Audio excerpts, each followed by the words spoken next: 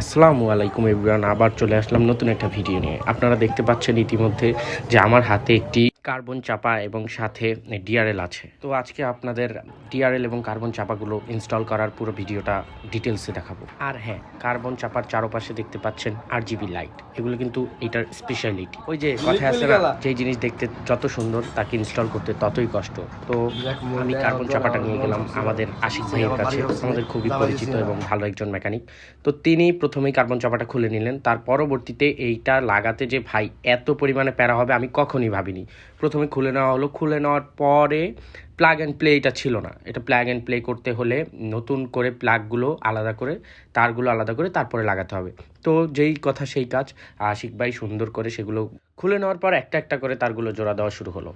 আমি কখনো ভাবতেই পারিনি যে এতগুলো তার একটা চাপার ভিতরে থাকতে পারে। পরবর্তীতে আগের যেই চাপাটা ছিল ওই চাপাটার যেই ওয়্যারগুলো ছিল ওইটার প্লাগটা জাস্ট নিয়ে ওইটার সাথে নতুন যেই চাপাটা ওইটার ওয়্যারগুলো জোড়া দেওয়া হচ্ছে। ইতিমধ্যেই দেখতে পাচ্ছেন এক পাশের চাপাটা লাগানো কমপ্লিট, দেখতে খুবই ভালো লাগছে। তার পরবর্তীতে লাইটটা আসলেই দেখতে অনেক মনোমুগ্ধকর। তারপরে পরের চাপাটা ইনস্টল করার জন্য খোলা হলো। খোলার পরে ওইটাতে তো ভাই আরও অনেক ঝামেলা। তারপর এই যে দেখতে পাচ্ছেন এই ডিআরএলগুলো আমরা আগের ডিআরএলগুলো নেইনি, কারণ ওই ডিআরএলগুলোতে অনেক সমস্যা।